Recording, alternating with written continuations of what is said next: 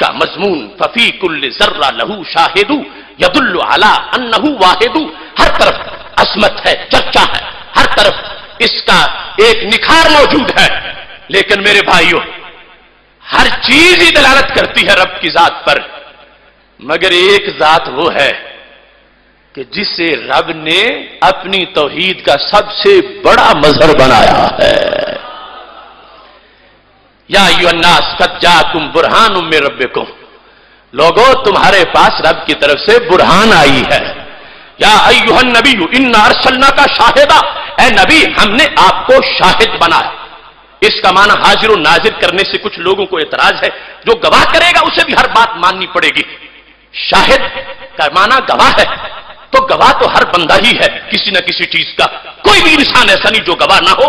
مقام جب شان بیان کرنے کا ہے تو لفظ شاہد کو استعمال کر کے رب بتانا کیا چاہتا ہے؟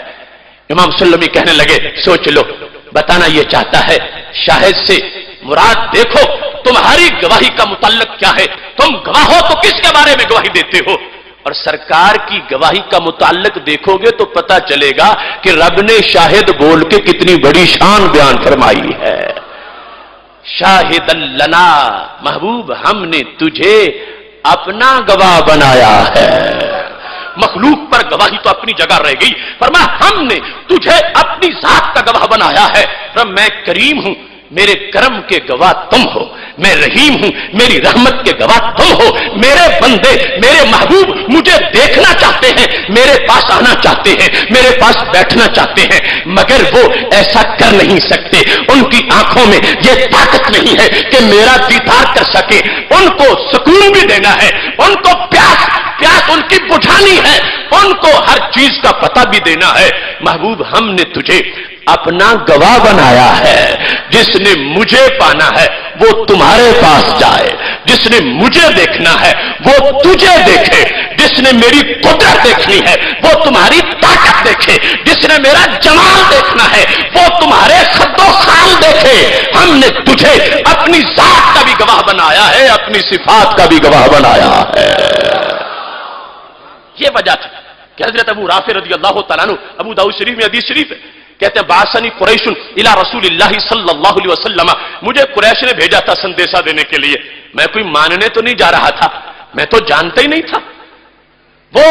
بس سندیشہ دینے جا رہے تھے، لیکن انہیں پتا نہیں تھا کہ ان کے قدم اندھیرے سے نور کی طرف جا رہے ہیں۔ کہتے ہیں جب میں گیا تو کیا ہوا، نہ میں نے تقریر سنی، نہ میں نے بیان سنا، ابھی کوئی ایسا مرحلہ آئی نہیں، نہ درختوں کو جھکتے دیکھا، نہ پتھروں کو کلمہ پڑھتے دیکھا، نہ سورج کو واپس پلٹتے دیکھا، اور نہ چاند کو ٹکڑے ہوتے دیکھا، اگرچہ سب کچھ یہ وہاں ہوتا تھا، مگر میں نے کیا دیکھا؟ کہتے ہیں لما رأیتہ، جب میں نے رب کی دلیل کو پڑھا، جب میں نے رب کا عنوان دیکھا، رب کا اسم، رب کی برہان، رب کا شاہد، لما رأیتہ، جب میں نے رخ زیبا دیکھا، رسول اللہ صلی اللہ علیہ وسلم کا چہرہ پر نور دیکھا، القیا فی قلبی الاسلام، میرے دل میں اسلام ڈال دیا گیا۔ یہ ہے سب سے بڑی دلیل، آتے ہی لوگوں کو پتا چلتا ہے، کوئی تعصب سے نہ دیکھے، کافر ہے اگرچہ مگر ضدی ہٹ دھرم بغض والا نہ ہو، اسے سرکار دو عالم صلی اللہ علیہ وسلم نظر آ جاتے ہیں، اور جسے نظر آتے ہیں وہ یہ کہتا واللہ لا ارجو الیہم ابدا، آیا تو تھا پیغام دینے کے لیے، مگر خدا کی قسم میں تو واپس نہیں جاؤں گا، اگرچہ قریش کے پاس مال بڑا ہے، مگر محبوب تم مل گئے تو دولت کونین مل گئی، اٹھتے نہیں ہیں ہاتھ میرے اس دعا کے بعد۔ تو یہ چہرہ رب کی سب سے بڑی دلیل ہے، یہ چہرہ اس وجہ سے ہی تو سید عالم نور مجسم صلی اللہ علیہ وسلم نے فرما دیا تھا، جب مشرکین مکہ نے پوچھا رب ایک ہے اس کی دلیل کیا ہے، آپ اس کے رسول ہیں اس کی دلیل کیا ہے، فرمایا فقد لبثت فیکم عمرا من قبلہ افلا تعقلون، مجھے دیکھ کر پھر بھی دلیل مانگنے والوں کوئی ہوش کی بات کرو، میں خود جو تمہارے سامنے ہوں میں رب کی دلیل ہوں کہ رب ایک ہے۔ میں نے زندگی کے 40 سال تمہارے ماحول میں گزارے ہیں، ہر سال دیکھ لو، ہر مہینہ دیکھ لو، ہر ہفتہ دیکھ لو، ہر دن دیکھ لو، ہر گھنٹہ دیکھ لو، ہر منٹ اور ہر سیکنڈ دیکھ لو، اگر ایک سیکنڈ میں بھی میرے چہرے پر کوئی غبار، کوئی داغ جھوٹ فریب کا بنا ہو تو پھر بات کرو، اور اگر ہر لمحہ چہرہ چمکتا رہا ہے اور زبان سے صداقت نکلتی رہی ہے تو یہ دلیل ہے کہ خدا ایک ہے، اس واسطے کہ جس نے بچپن میں نہیں جھوٹ بولا وہ بڑا ہو کے بھی سچ بول رہا ہے۔ یہ مناسبت ہے توحید و رسالت کی، بلکہ واضح کر دیا قرآن مجید برہان رشید نے کہ اگر کوئی شخص یہ چاہے کہ میں در رسالت پہ گئے بغیر اللہ سے اپنا تعلق قائم کر لوں، اللہ نے فرمایا یہ بھول ہے کسی کی، کبھی نہیں پا سکتی۔ یہود و نصارہ کا باقاعدہ قول رب ذوالجلال نے ذکر کر دیا قرآن مجید برہان رشید میں، قالت الیہود والنصارى نحن ابناء اللہ واحباؤہ، یہود و نصارہ کہنے لگے ہم اس نبی کا کلمہ نہیں پڑھیں گے، ہم اپنا ڈائریکٹ رابطہ رب سے رکھتے ہیں، ہم اس کے بیٹے ہیں معاذ اللہ، ہم اس کے بڑے پسندیدہ، ہم رب والے ہیں، نبی والے ہم نہیں بنیں گے، ہم رب سے براہ راست رابطہ رکھتے ہیں۔ یہ شان نزول ہے اس آیت کا جب اتری، قل ان کنتم تحبون اللہ فاتبعونی یحببکم اللہ۔ اللہ تعالیٰ نے فرما دیا میرے محبوب یہ جو ڈائریکٹ مجھ سے رابطہ رکھنا چاہتے ہیں انہیں فرما دو اگر تمہارے بغیر یہ میرا محب بننا چاہیں جو کچھ بھی کر لیں محب نہیں بناؤں گا ان کو،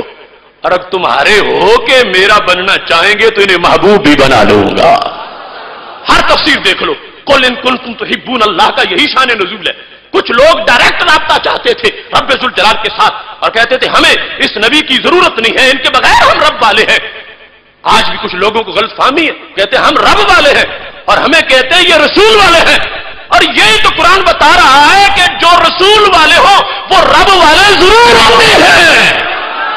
اور کبھی رب والے ہو کے رسول والے نہیں ہوتے۔ قرآن ان کو جھٹلا رہا ہے۔ اب یہودی کہتا ہے میں رب والا ہوں، عیسائی کہتا ہے میں رب والا ہوں، رب کہتے تو رب والا نہیں ہے،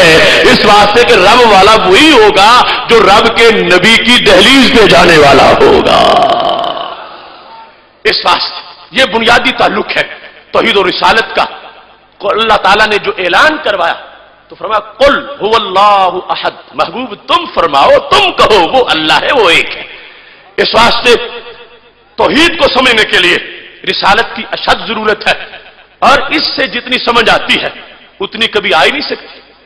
وہ عروہ بن مسعود کٹر مشرک تھے، بلکہ مشرکوں نے نبوت کا امیدوار ان کو بنایا ہوا تھا۔ قرآن مجید میں ذکر ہے ان کی اس بات کا، ان کا شرک ٹوٹا کیسے، انہیں کلمہ کیسے نصیب ہوا۔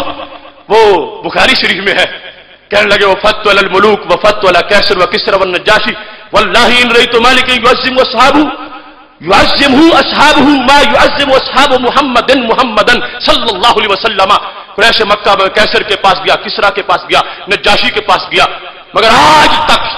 میں نے کسی بادشاہ کے دوستوں کو اس کی ایسی تعظیم کرتے نہیں دیکھا جتنی تعظیم صحابہ اپنے نبی علیہ السلام کی کرتے ہیں۔ پوچھا گیا کیا؟ کہا ان تنخم النبی نخامتا الا وقعت فی کف رجل منہم فدلک بها وجهه وجلده۔ اور تو اور رہا، ان کے نبی علیہ السلام اگر ہونٹوں سے تھوک مبارک لعاب دہن جدا کریں ان کے صحابہ نیچے نہیں گرنے دیتے، ہاتھوں پہ لگا کے ماتھوں پہ مل لیتے ہیں۔ حضرت عروہ بن مسعود کے دل کا پرانا کفر تب ٹوٹا جب انہیں عشق نبی علیہ السلام کی چاندنی نظر آئی۔ اب صحابہ نے جس وقت لعاب دہن ماتھے پہ لگایا تو پھر ان کو توحید کا پتہ چلا، پھر حضرت عروہ بن مسعود کو توحید کا پتہ چل گیا اور جا کے قریش مکہ کو بتا دیا تم کہتے ہو کہ وہ ایک بادشاہ ہے، نہیں، بادشاہوں سے لوگ اور طرح کا پیار کرتے ہیں، نبی سے اور طرح کا پیار کرتے ہیں۔ تعظیم کا لفظ بولا، آج افسوس ہے تعظیم نبی پر لوگ شرک کا فتویٰ لگاتے ہیں، جبکہ بخاری شریف میں ہے کہ تعظیم نبی سے ہی توحید کا پتہ چلا تھا۔ عروہ بن مسعود رضی اللہ تعالیٰ عنہ کو پتہ تب چلا جب صحابہ کرام علیہم رضوان نے ماتھے پہ نبی علیہ السلام کا لعاب دہن لگایا اور دنیا والوں کو بتایا۔ بعد والوں ہوش سے بولنا، تم کروڑوں ہماری گرد راہ تک نہیں پہنچ سکتے، اور ہم وہ ہیں جو محبوب علیہ السلام کا لعاب بھی ماتھے پہ لگانے والے ہیں۔